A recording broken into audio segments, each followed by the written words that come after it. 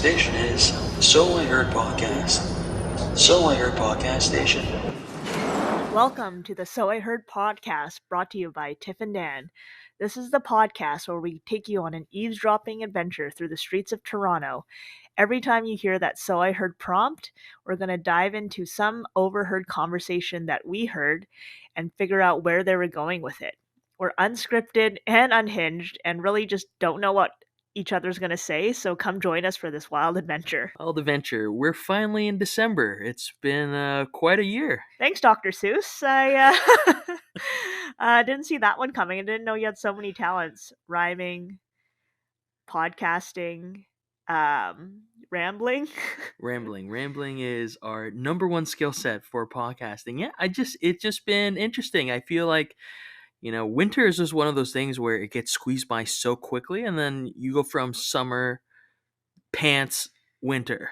I know, especially out here in Canada, and a place like Toronto, it just lasts for too long. Thankfully, we have some good overheard conversations that we've eavesdropped on to keep us warm and entertained. I guess the first one, so I heard, it either smells like champagne or vomit.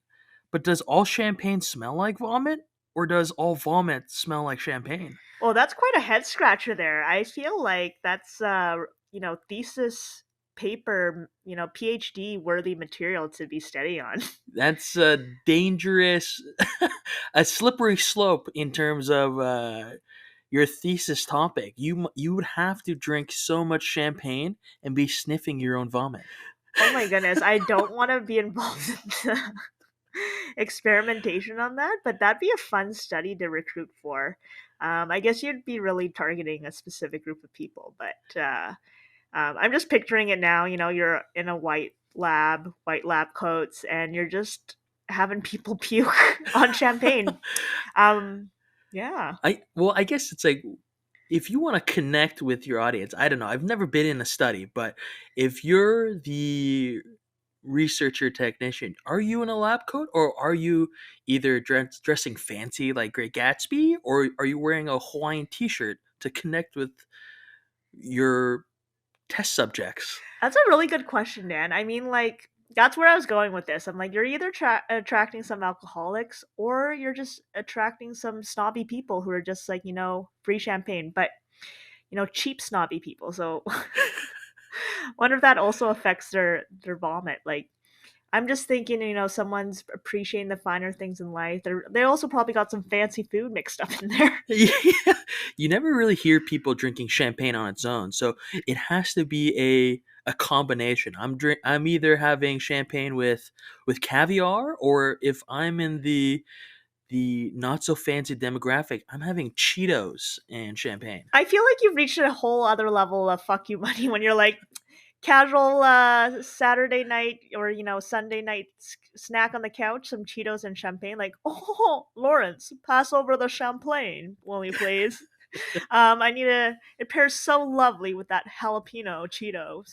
In this world, Tiff, is the butler licking off the crust of the Cheetos from the fingers, or are they not asking Lawrence to do that? Is Lawrence the butler, or I guess they could be both.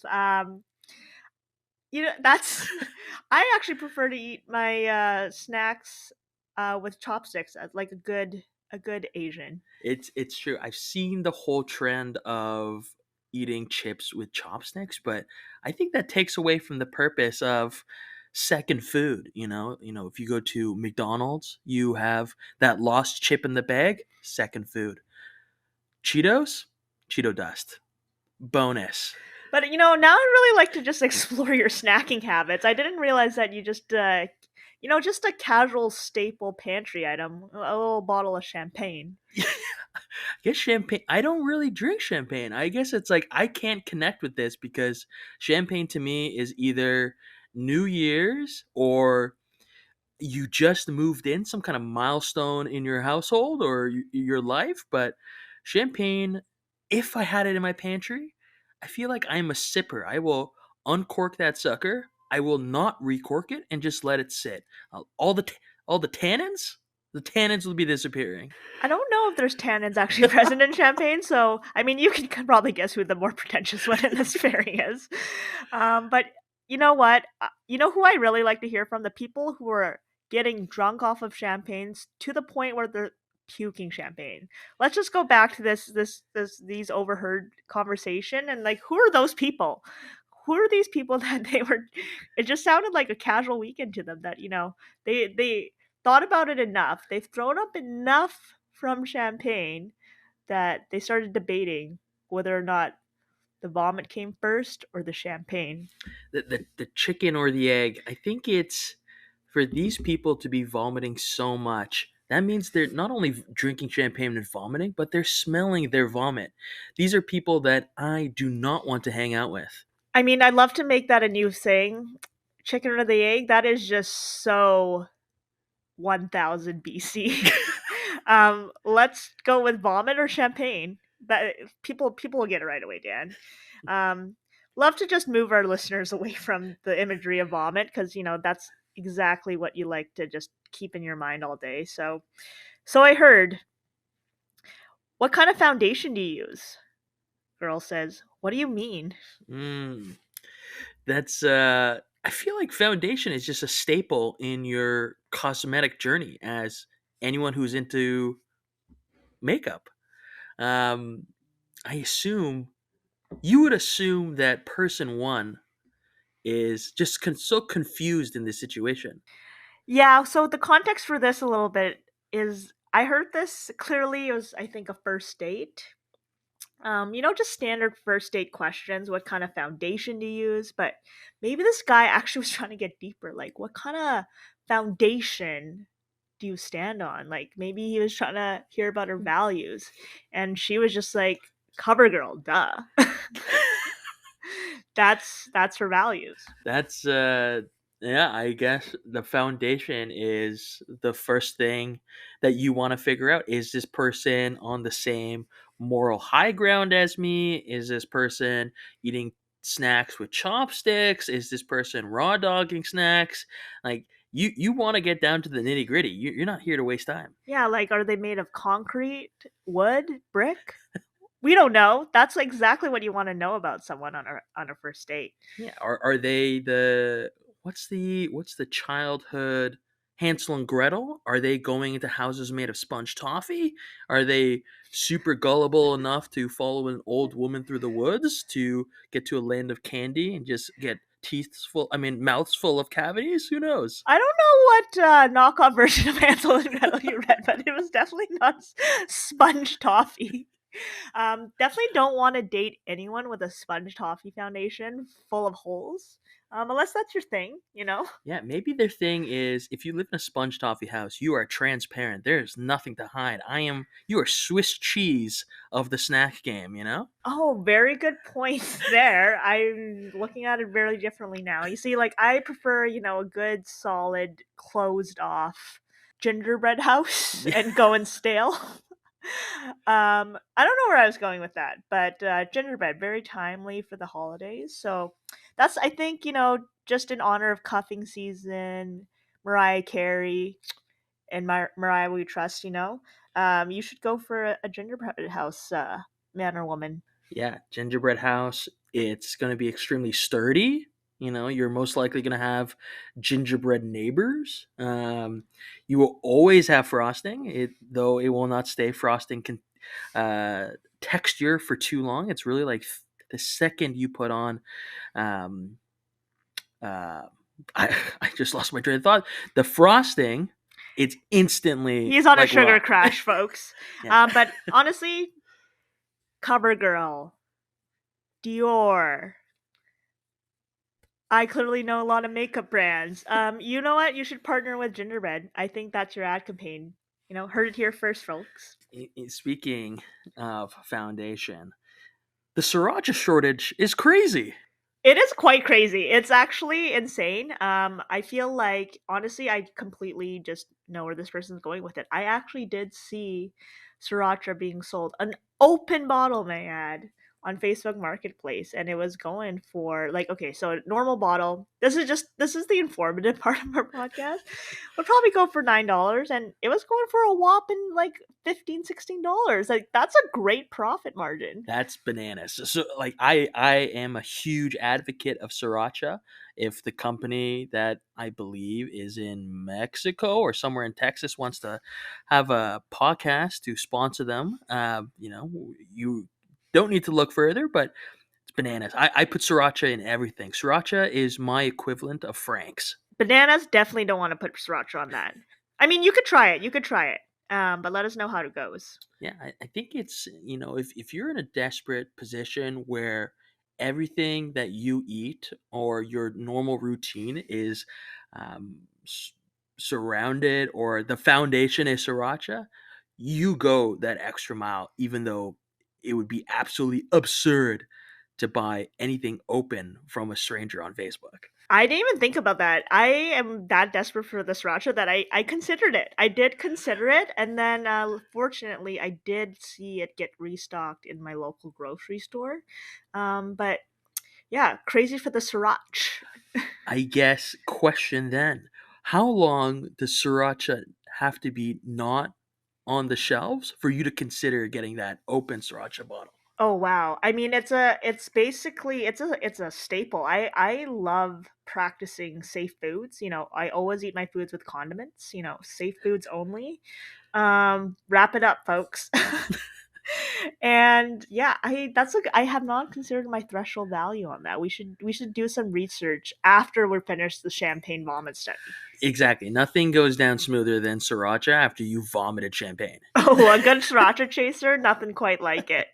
Both just as it travels all the way through your body, right down to the last hole, just like that sponge toffee foundation that you're living off of. So I guess a fun question: if vodka and pickle juice is a pickleback, That is also just not a pickleback. well, We have the wrong person for all these studies. So I'm recruiting a new person for the champagne vomit study. but if alcohol of choice and pickle juice is a pickleback, what is an alcohol of choice and sriracha? What would that be called? Oh, we could really get fun here. The I mean, the only type of sriracha you should really get is the Rooster brand. So Mhm. I just went straight with the surprise cock shot. That's good. I was gonna go Sriracha Sunrise, but surprise cockshot is probably the best thing I've heard on this podcast. I love that sunrises. It could just be the full name. Like it I like the little twist there. We really pull out the rug. You're like, oh wow, sunrise, warm, comforting. Boom, surprise cock shot. That's. I think we have to consider changing the podcast name to Surprise Cockshot. I feel like we get a different demographic. It would feed into our test subjects for champagne vomiting. I feel like we've just unearthed a new demographic of people. Who knew sriracha could really lead us all this way here? But on that note, so I heard you have to ask better questions. You haven't asked me anything. Mm. You have to ask questions. I assume this is a date scenario. If you don't ask questions, then what's the conversation? Honestly, I just love the confidence of this woman that I overheard to just call out her first date right there, being like, "You're asking bad questions, or just no questions at all." That's just like a immediate, just dating 101. Um, this episode has has just been very educational for our listeners. I hope you learned a little bit something about champagne and how to eat Cheetos, vomit, the only condiment that you need, as well as first date etiquette. So ask your first dates questions. Yeah, you can't be going around having me statements. If you're not asking questions, you're probably just saying, me, Dan, love Cheetos. Or you're just saying, you date are pretty, which is a nice statement to have, but how can the conversation go without questions? That's crazy. I'd also be questioning if you're a caveman and maybe you're into that. Maybe also use a few more words than 2-word answers or 2-word phrases.